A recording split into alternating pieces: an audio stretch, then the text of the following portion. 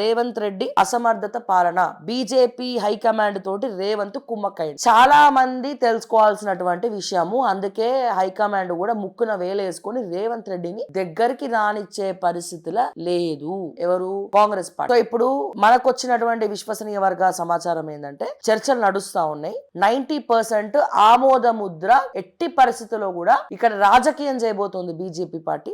ఎట్టి పరిస్థితుల్లో కూడా గవర్నర్ ఆమోద ముద్ర తెలపకుండా చేస్తారు. ఎందుకంటే గవర్నర్ ఆమోద ముద్ర తెలిపితే గనక ఎవరికి పోతుంది ప్లస్ పాయింట్, ఎవరికి ప్లస్ అవుతుంది? ఇక్కడ బీసీలకి ప్లస్సా, కాంగ్రెస్ కి ప్లస్సా? బీసీలకు ప్లస్ అని ఎవరు చూడడు, కాంగ్రెస్ పార్టీకి ప్లస్ అవుతుంది బరాబర్. ఒకవేళ ఆర్డినెన్స్ క్లియర్ చేసినా మళ్ళీ ఎవడో కౌంట్ కిస్కా తోటి ఎవరితోనో కోర్టులో కేసు వేపిస్తారు, మళ్ళా రాగుతుంది. కాంగ్రెస్ పార్టీకి కావాల్సింది ఏంది? ఇప్పుడు దమ్ము లేదు, ధైర్యం లేదు, గ్రౌండ్ లో పోయి కొట్లాడలేరు. ఎందుకంటే వాళ్ళకు కూడా తెలుసు మొత్తం గ్రాఫ్ అంతా పడిపోయింది అని చెప్పి. పంచాయతీ ఎలక్షన్స్ లో పెద్ద పంచాయతీ అవ్వబోతుంది అందరికి తెలుసు.